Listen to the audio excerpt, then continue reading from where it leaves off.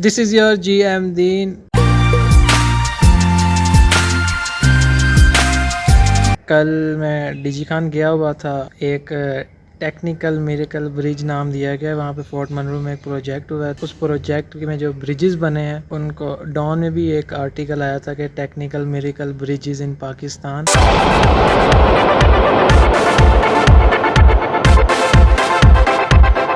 पिछले साल मैं उस प्रोजेक्ट पर था।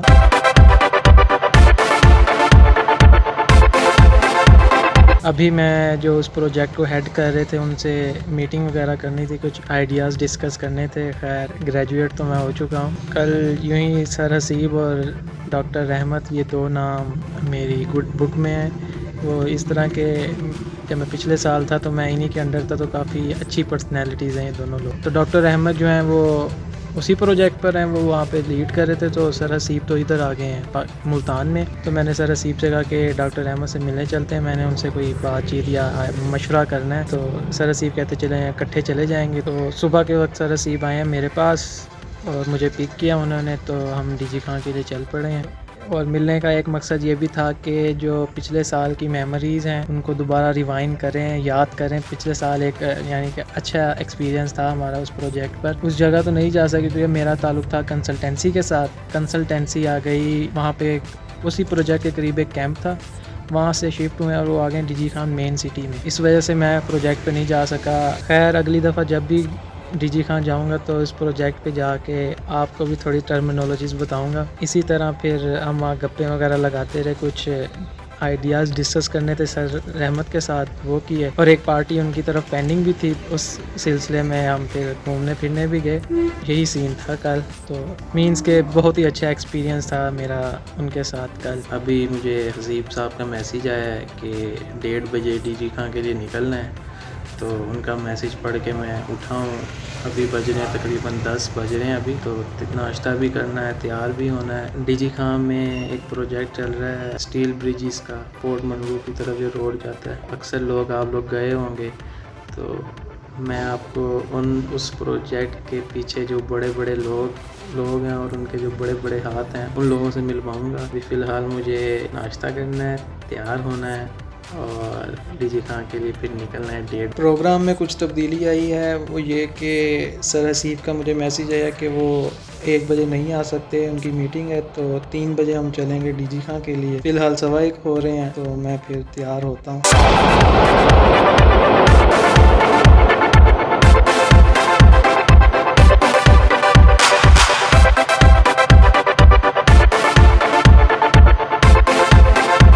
तो 3 बज चुके हैं और सर हसीब भी मेन रोड पर आ गए हैं लेने के लिए। तो मैं जा रहा हूँ उनके पास।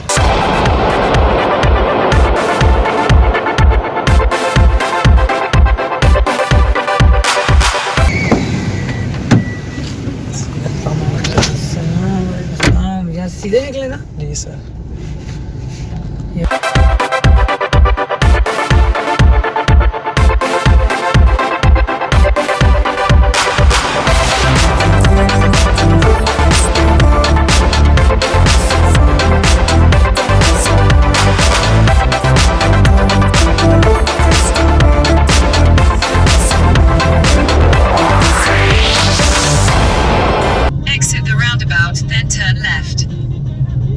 अच्छा वही वाला कर लिया भाई इन्होंने।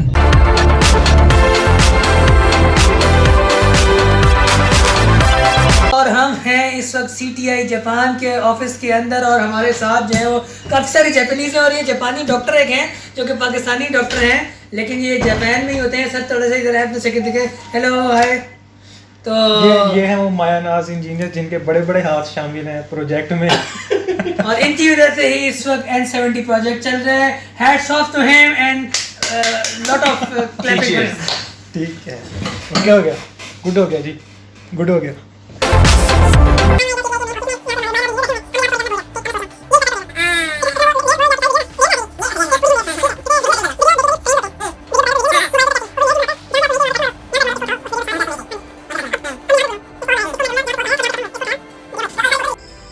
टाइम हो गया है 8:30। सर हसीब भी थोड़ा बिजी हैं।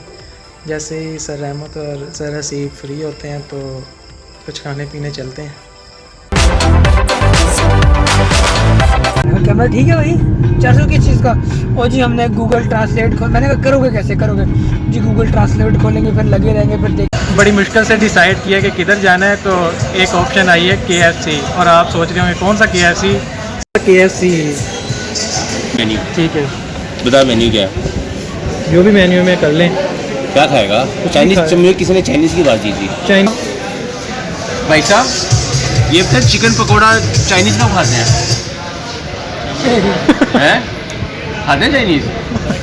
खा लेते हैं? वो तो फिर बिरयानी भी खा लेंगे उनके आगे रखोगे तो।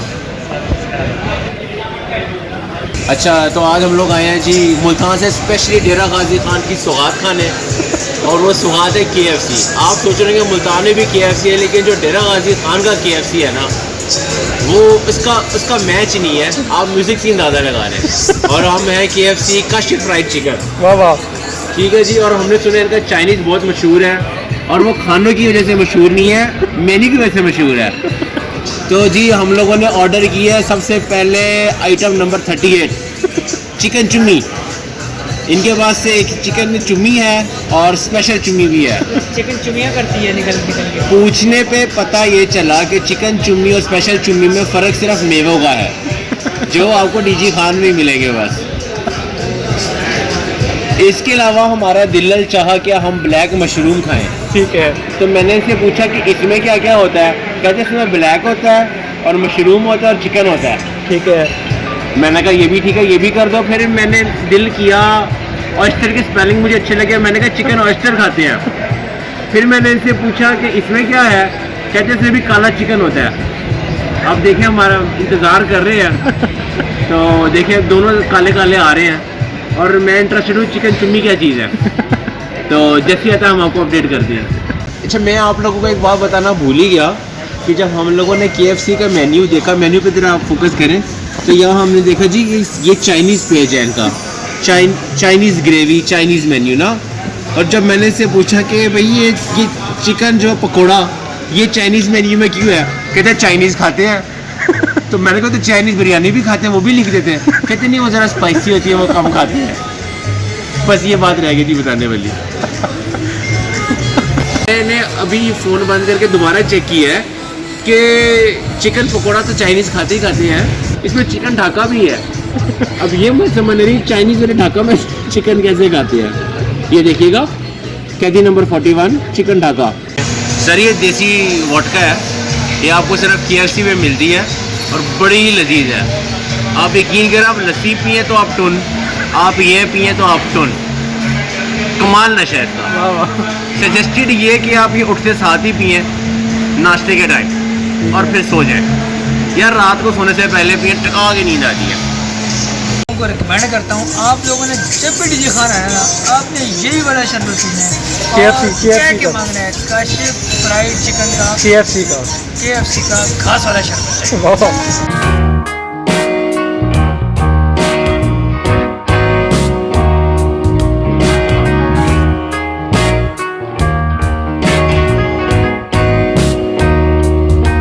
Complementary ice cream. अच्छा, मेरे कौम के नौजवानों और थोड़े से कम जवानों, आप सबको मैं एक बात फिर बताना चाहता हूँ KFC की काशी फ्राइड चिकन की, कि यार ये लोग जितना खिलाते हैं ना उससे ज़्यादा कॉम्प्लीमेंट्री भी देते हैं।